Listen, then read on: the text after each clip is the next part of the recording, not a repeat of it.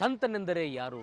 ದಿವ್ಯತೆಯ ಅರಿತವರು. ಈ ಹಾಡು ಸಾಕಷ್ಟು ಪ್ರಚಿತ್ರವಾಗಿರ್ತಕ್ಕಂಥದ್ದು. ಹಾಗಾಗಿಯೇ ನಾವು ನೀವೆಲ್ಲರೂ ಕಂಡಂಥ ಈ ಶತಮಾನದ ಸಂತ ವಿಜಯಪುರದ ಜ್ಞಾನ ಯೋಗಾಶ್ರಮದ ಶ್ರೀ ಸಿದ್ದೇಶ್ವರ ಶ್ರೀಗಳು. ಅಂಥ ಶಿವಯೋಗಿಗಳ ಶ್ರೀಗಳ ಒಂದು ಜೀವನ ಚರಿತ್ರೆ ನಮ್ಮ ನಿಮ್ಮೆಲ್ಲರ ಬಾಳಿಗೆ ಬೆಳಕಾಗದೇ ಇರೋದು. ಹಾಗಾಗಿಯೇ ಭಾರತೀಯ ಸಂಸ್ಕೃತಿ ಉತ್ಸವದಲ್ಲಿ ಈ ಒಂದು ಸಿದ್ದೇಶ್ವರ ಶ್ರೀಗಳ ಜೀವನ ಚರಿತ್ರೆ ಹಾಗೂ ಅವರು ನಡೆದು ಬಂದ ಹಾದಿಯ ಒಂದು ಚಿತ್ರಣವನ್ನು ಇಲ್ಲಿ ಬಿಂಬಿಸಲಾಗ್ತದೆ. ಹಾಗಾಗಿಯೇ ಇಲ್ಲೆಲ್ಲಿನ ಜನರು ಕೂಡ ಈ ಒಂದು ಸಿದ್ದೇಶ್ವರ ಶ್ರೀಗಳ ಒಂದು ಜೀವನ ಚರಿತ್ರೆಯ ಒಂದು ಲೋಕಕ್ಕೆ ಕಾಲಿಟ್ಟು ಎಲ್ಲವನ್ನ ತಿಳಿದುಕೊಂಡು ತಾವು ಕೂಡ ಒಂದು ಜ್ಞಾನವನ್ನು ಪಡ್ಕೋಬೇಕು ಅನ್ನುವಂಥ ನಿಟ್ಟಿನಲ್ಲಿ ಈ ಒಂದು ಲೋಕಕ್ಕೆ, ಸಿದ್ದೇಶ್ವರ ಶ್ರೀಗಳ ಲೋಕಕ್ಕೆ ಸಾಕಷ್ಟು ಜನರು ಹರಿದು ಬರ್ತಾ ಇದ್ದಾರೆ. ಹಾಗಾದರೆ ತಡ ಯಾಕೆ, ನಾವು ಕೂಡ ಆ ಒಂದು ಲೋಕದ ಸುತ್ತನ್ನು ನಿಮಗಾಗಿ ನಾನು ತಂದಿದ್ದೇನೆ.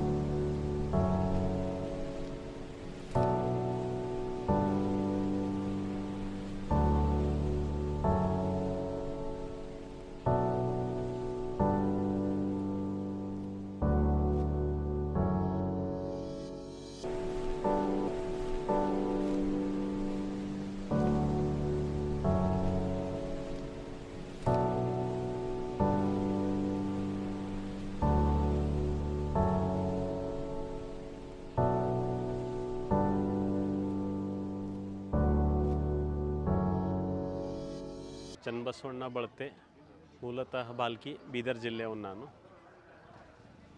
ಈ ಒಂದು ಭಾರತೀಯ ಸಂಸ್ಕೃತಿ ಉತ್ಸವದಲ್ಲಿ ಸಿದ್ದೇಶ್ವರ ಅಪ್ಪಾಜಿ ಅವ್ರದ್ದು ಒಂದು ಇದು ಶತಮಾನದ ಸಂತ ಪರಮ ಪೂಜ್ಯ ಶ್ರೀ ಸಿದ್ದೇಶ್ವರಪ್ಪಗಳ ಜೀವನ ದರ್ಶನ ಲೋಕ ಅಂತ. ಈ ಲೋಕದ ಬಗ್ಗೆ ನಾವು ಒಂದು ವರ್ಷಕ್ಕಿಂತ ಮುಂಚೆ ಒಂದು ವಿಚಾರ ಮಾಡಿದ್ದೀವಿ. ಒಂದು ಚಾಣಕ್ಯ ಕೆರಿಯರ್ ಅಕಾಡೆಮಿ ವಿಜಯಪುರದ ಸಂಸ್ಥಾಪಕರಾದ NM ಬಿರಾದಾರ್ ಸರ್ ಹಾಗೂ ನನ್ನ ಇಬ್ಬರ ಮಧ್ಯದಲ್ಲಿ ಇದು ಲೋಕ ಮಾಡಬೇಕಂತ ಬಸವರಾಜ್ ಪಾಟೀಲ್ ಸೇಡಂಜಿ ಹೇಳಿದರು. ಯಾವ ರೀತಿ ಇದು ಭಾರತೀಯ ಸಂಸ್ಕೃತಿ ಉತ್ಸವಕ್ಕೆ ಪ್ರಕೃತಿ ನಗರ ಅಂತ ಹೆಸರು ಕೊಟ್ಟರೆ, ಆ ರೀತಿ ಪರಮ ಪೂಜ್ಯ ಶ್ರೀ ಸಿದ್ದೇಶ್ವರ ಅಪ್ಪಗಳು ಕೂಡ ಒಂದು ಪ್ರಕೃತಿ ಪ್ರೇಮಿಗಳು. ಆ ಉದ್ದೇಶಗಳಿಂದ ಪ್ರಕೃತಿ ನಗರ ಅಂತ ಹೆಸರು ಕೊಟ್ಟಿದ್ದಾರೆ.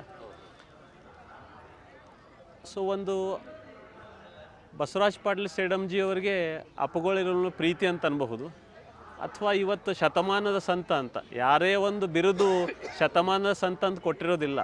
ಅಪ್ಪುಗಳು ಯಾವಾಗ ದೇಹ ಬಿಟ್ಟರು ಒಂದು ರಾತ್ರಿಯಲ್ಲಿ ಇಡೀ ಎಲ್ಲ ಮೀಡಿಯಾದಲ್ಲಿ ಬಂತು ಶತಮಾನದ ಸಂತ ಅಂತ. ಅದಕ್ಕೆ ಕಾರಣೀಭೂತ ಏನಂದ್ರೆ ಅವರು ನಡೆ ನುಡಿ ಎರಡು ಒಂದಾಗಿತ್ತು. ಭಾಳಷ್ಟು ಜನ ನೋಡ್ತೀವಿ ನಡೆಯೋದು ಭಾಳ ಅಂತರ ಇರ್ಬೋದು, ಬಟ್ ಅಪ್ಪಗಳು ಹಂಗಿರಲಿಲ್ಲ. ಸೊ ಅವ್ರ ಮೇಲೆ ಒಂದು ಯಾವ ರೀತಿ ಬರೀ ಕರ್ನಾಟಕಕ್ಕೆ ಮಾತ್ರ ನಾವು ಸೀಮಿತವಾಗಿಟ್ಟಿದ್ದೀವಿ, ಸ್ಪೆಷಲಿ ಕಲ್ಯಾಣ ಕರ್ನಾಟಕ. ಅದೇ ನಾವು ಹಾಸನ ಸೈಡ್ ಹೋದ್ರೆ ಸಿದ್ದೇಶ್ವರ ಅಪ್ಪಗಳು ಯಾರೊಂದು ಗೊತ್ತಿರಲಿಲ್ಲ. ಅದರದ್ದು ಭಾರತೀಯ ಸಂಸ್ಕೃತಿ ಉತ್ಸವ ಅನ್ನೋದು ನಮ್ಮ ದೇಶದಿಂದ ಬಿಟ್ಟು ಹೊರದೇಶದ ಕೂಡ ಜನ ಬರ್ತಾರೆ. ಸೊ ಆ ಜನಕ್ಕೂ ಕೂಡ ಸಿದ್ದೇಶ್ವರ ಅಪ್ಪಗಳ ಬಗ್ಗೆ ಸ್ವಲ್ಪ ಪರಿಚಯ ಆಗಲಿ, ಈ ರೀತಿ ವ್ಯಕ್ತಿತ್ವ ಇರೋ ಸಂತ ಇಲ್ಲಿದ್ದರು ಗೊತ್ತಾಗಲಿ ಎಂಬ ಉದ್ದೇಶದಿಂದ ಈ ಲೋಕ ಇದು ಮಾಡಿದೆ. ಜನರು ಬಂದು ಏನು ಇಲ್ಲಿ ಹೇಳ್ತಾರಂದ್ರೆ, ಈ ಲೋಕ ನೋಡಿದ ತಕ್ಷಣ ನಂತರ ನಾವಿಲ್ಲಿ ಕುಂತು ಹೋಗ್ಬೇಕಂತ ನಮ್ಮ ಮನಸ್ಸಿನ ಭಾವನೆ ಬರ್ತಾ ಇದೆ. ಈ ಬೇರೆ ಬೇರೆ ಲೋಕಕ್ಕೆ ಹೋದ್ರೆ ಸ್ವಲ್ಪ ಸೌಂಡ್ ಜಾಸ್ತಿ ಇರ್ಬೋದು, ಈ ರೀತಿ ಇದೆ. ಬಟ್ ಇಲ್ಲಿ ನೋಡಿ ಕೆಲವೊಂದು ಜನ ಆದರೂ ಒಂದು ಕೊಟೇಶನ್ಗಳು ಓದ್ಕೊಂಡು ಪ್ರತಿಯೊಬ್ಬರು ನನಗನ್ನಿಸ್ತದ ಒಂದಾದರೂ ಕೊಟೇಶನ್ ಫೋಟೋ ಇಳಿಸ್ಕೊಂಡು ಹೋಗಿದ್ದಾರೆ ಅವರು. ಅಂದ್ರೆ ಅವ್ರಿಗೊಂದು ನೆಮ್ಮದಿ ಏನದಂದ್ರೆ, ಭಾಳಷ್ಟು ಜನಕ್ಕೆ ಇನ್ನೂ ನಮ್ಮ ತಲೆಯಲ್ಲಿ ಗೊತ್ತಿದ್ದಿದ್ದು ಏನಂದ್ರೆ ಒಂದು ತುಮಕೂರು ಸಿದ್ಧಗಂಗಾ ಶ್ರೀಗಳು.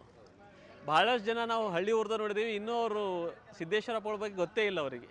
ಸಿದ್ಧಗಂಗಾ ಶ್ರೀಗಳಂತ ಹೇಳ್ತಾ ಇದ್ರು. ಆದ್ರೆ ಅವ್ರಿಗೆ ಹೇಳಿದೀವಿ ಇಲ್ಲಮ್ಮ ಈ ರೀತಿ ಇದೆ ಈ ರೀತಿ ಇದೆ ಅಂತ ಹೇಳ್ತಾ ಇದ್ವಿ.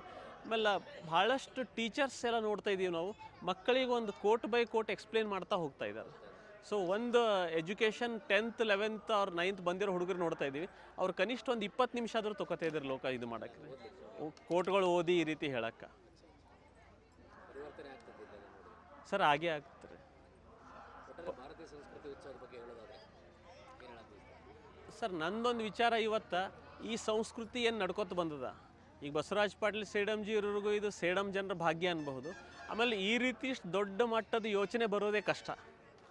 ಆದರೆ ಇಲ್ಲಿ ನಾವೇ ಸಂಸ್ಕೃತಿ ಉತ್ಸವ ನೋಡಿದಾಗ ಈ ರೀತಿ ಮಕ್ಕಳ ಲೋಕನೂ ಇರುತ್ತಾ, ಶರಣರ ಲೋಕನೂ ಇರುತ್ತಾ, ಈ ರೀತಿ ಕೃಷಿಕರು, ಇವತ್ತು ನಾವು ಕೃಷಿ ಲೋಕ ಇದೆ ಅಲ್ಲಿ. ಎಷ್ಟೋ ಜನ ರೈತರು ಇಲ್ಲಿ ಸೇಡಂ ಅಂತ ಬಿಸಿಲಾಗ ಈ ರೀತಿ ಬೆಳೆ ಬೆಳೆಸ್ಬೋದಾ ಅಂತ ಒಂದು ಪ್ರಶ್ನೆ ಇತ್ತು. ಅದು ಹೋಗಿ ನೋಡಿದ ನಂತರ ಅವರಿಗೂ ಅನ್ನಿಸ್ತಾ ಇದಕ್ಕೆ, ಅರೆ ಇದು ಸೇಡಂನಾಗೆ ಬೆಳೆದು ನಾವು ಕೂಡ ಈ ರೀತಿ ಬೆಳೆಸ್ಬೋದು ಅಂತ ಹೇಳಿ. ಆಮೇಲೆ ಕಾಯಕ ಲೋಕಕ್ಕೆ ಹೋದಾಗ ತಾವು ನೋಡ್ಬೋದು, ಭಾಳಷ್ಟು ಮಿನಿಮಮಿಂದ ಮ್ಯಾಕ್ಸಿಮಮ್ವರೆಗೂ ಎಲ್ಲ ಅಲ್ಲಿ ಕಾಯಕ ಲೋಕದ ಬಗ್ಗೆ ಇಟ್ಟಿದ್ದಾರೆ. ಅಂದರೆ ನಾವು ಹೇಳೋದು ಯಾವ ರೀತಿ ಒಂದಿದು ನಮ್ಮದು ಹಣೆ ಬರ ಕಲ್ಯಾಣ ಕರ್ನಾಟಕ ಒಂದು ಪಟ್ಟ ಇದೆ ಹಿಂದುಳಿದ ಭಾಗ ಅಂತ, ಇದು ಹೋಗಲಿಸಬೇಕಾದ್ರೆ ಇದು ಒಂದು ಪ್ರಯತ್ನ ಅಂತ ನಾನು ಅನ್ಕೋಬೋದು ಇದಕ್ಕೆ.